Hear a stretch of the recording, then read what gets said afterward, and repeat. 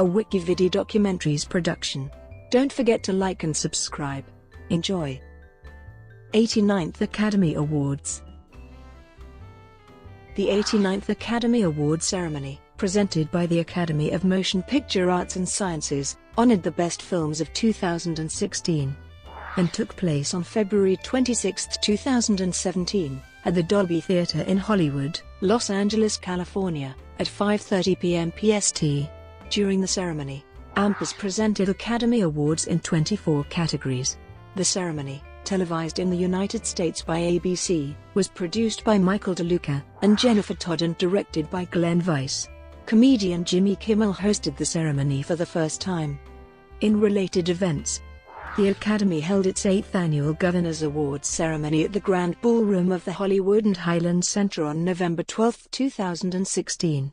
On February 11, 2017, in a ceremony at the Beverly Wilshire Hotel in Beverly Hills, California, the Academy Scientific and Technical Awards were presented by hosts John Cho and Leslie Mann. Moonlight won 3 awards including Best Picture, and La La Land won the most awards of the ceremony with 6 after receiving a record-tying 14 nominations. In an event unprecedented in the history of the Oscars, Louisiana La La Land was incorrectly announced as the Best Picture. After a few minutes the error was corrected and Moonlight was declared the winner.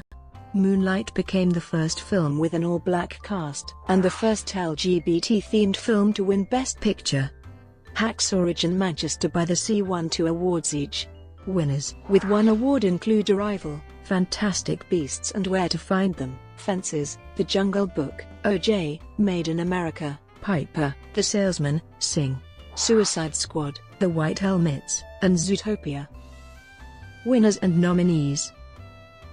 The nominees for the 89th Academy Awards were announced on January 24, 2017, via global live stream from the Academy. La La Land received the most nominations with a record-tying 14. Arrival and Moonlight came in second with 8 apiece. La La Land's Best Picture loss to Moonlight meant it set a record for most nominations without winning Best Picture. O.J., Made in America, at 467 minutes, became the longest film to win an Academy Award, surpassing the 431-minute War and Peace, which won the Academy Award for Best Foreign Language Film in 1969. Following the win, Academy new rules barred any multi-part or limited series from being eligible for documentary categories. With Casey Affleck winning the Oscar for Best Actor, he and his older brother, Ben Affleck, became the 16th pair of siblings to win Academy Awards. Mahershala Ali became the first Muslim actor to win an Oscar. Viola Davis became the first black person to receive the Triple Crown of Acting with her Oscar, Tony and Emmy wins. 32-year-old Damien Chazelle became the youngest person to win Best Director. Norman Dorig was 33 when he won Best Director for the 1931 comedy Skippy. Kevin O'Connell finally ended the longest losing streak in Oscar history after 20 unsuccessful nominations for sound mixing, winning for Hacksaw Ridge. Moonlight's Dee Gardner became the first woman to win twice for producing, following her previous Best Picture win for 12 Years a Slave. This was the first time since the 70th Academy Awards that none of the winners of the acting awards won for playing real people, and the first time since the 70th awards that all 4 acting winners were American. Ceremony information. Due to the mixed reception and low ratings of the previous year's ceremony, producers David Hill and Reginald Hudlin declined to helm the Oscar production. They were replaced by Michael DeLuca and Jennifer Todd as producers. Actor and comedian Chris Rock told Variety regarding if he would return to host, "Someone else will do it." On December 5, 2016, it was announced that Jimmy Kimmel would host the ceremony. Kimmel expressed that it was truly an honor and a thrill to be asked to host Academy Awards, commenting, "Mike and Jennifer have an excellent plan and their enthusiasm is infectious. I am honored to have been chosen to host the 89th and final Oscars." Due to his hosting duties, ABC did not broadcast a special episode of Jimmy Kimmel Live following the ceremony, as in past years. Instead, ABC aired live from Hollywood, the after party, co-hosted by Anthony Anderson and Lara Spencer of Good Morning America.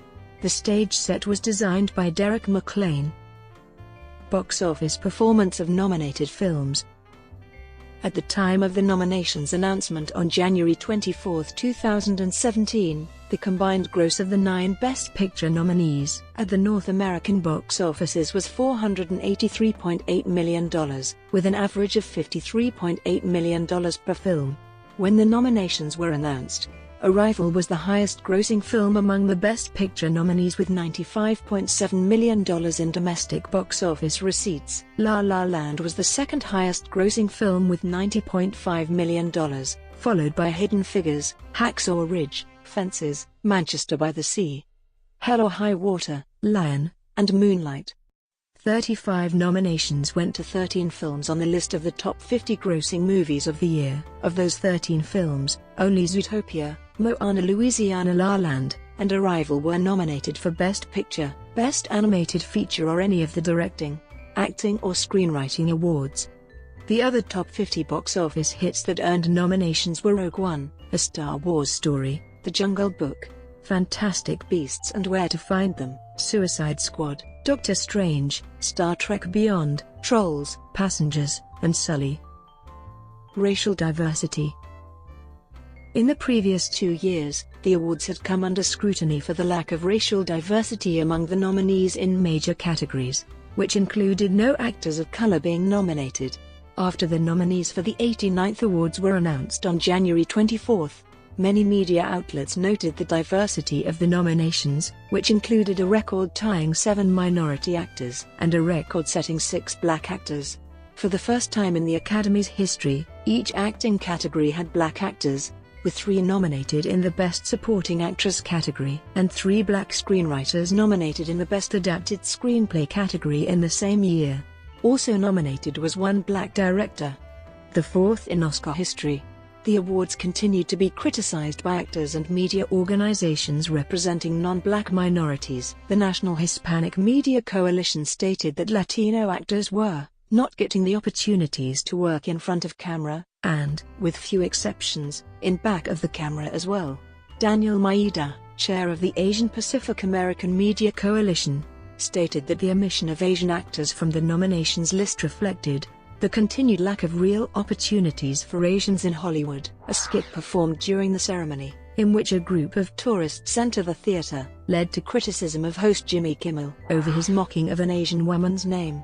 Having previously been nominated for Doubt and The Help, Viola Davis became the first African-American actress to garner 3 Academy Award nominations. She went on to win the award, making her the first African-American to achieve the Triple Crown of acting, winning a competitive Emmy, Tony, and Oscar in acting categories. Bradford Young became the first African-American to be nominated for Best Cinematography, while Joy McMillan became the first African-American to be nominated for Best Film Editing since Hugh A. Robertson for Midnight Cowboy, as well as the first black woman to be nominated for that award. Octavia Spencer became the first African-American actress to be nominated after having already won before. Moonlight became the first film with an all-black cast to win the Best Picture award. Additionally, the ceremony had the most black winners of the Academy Awards ever. Travel ban controversy. Iranian director Asghar Farhadi, who won the Best Foreign Language Film for The Salesman, was revealed to initially be unable to attend the ceremony due to President Donald Trump's immigration ban. He boycotted the event, saying, "I have decided to not attend the Academy Awards ceremony alongside my fellow members of the cinematic community." The Academy President Cheryl Boone Isaacs reacted to the travel ban, saying, "America should always be not a barrier, but a beacon, and each and every one of us knows that there are some empty chairs in this room which has made Academy artists into activists." 2 prominent Iranian Americans, engineer Anousheh Ansari, known as the first female space tourist, and Fozna Deri, a former director of solar systems exploration at NASA, accepted Asghar Farhadi's Oscar on his behalf at the ceremony. Congratulations, which had initially been tweeted to the Iranian people from the U.S. State Department's official Persian-language Twitter account, were deleted following the acceptance speech given by Fozna Deri, in which President Trump's travel ban was described as inhumane. Best Picture announcement error. Warren Beatty and Faye Dunaway came on stage to present the award for Best Picture, in celebration of the 50th anniversary of Bonnie and Clyde. After opening the envelope, Beatty hesitated to announce the winner, eventually showing it to Dunaway, who glanced at it and declared La La Land the winner. However, more than 2 minutes later, as the producers of La La Land were making their acceptance speeches, Oscar crew members came on stage and took the envelopes from those assembled, explaining to them that there had been a mistake. La La Land producer Fred Berger, having heard the news, concluded his brief speech by saying, "We lost." By the way, Beatty was then given the correct opened envelope as La La Land producer Jordan Horowitz stepped to the microphone, announced the error, stated that Moonlight had actually won the award, and took the card bearing the film's title from Beatty's hand and showed it to the camera and the audience as proof.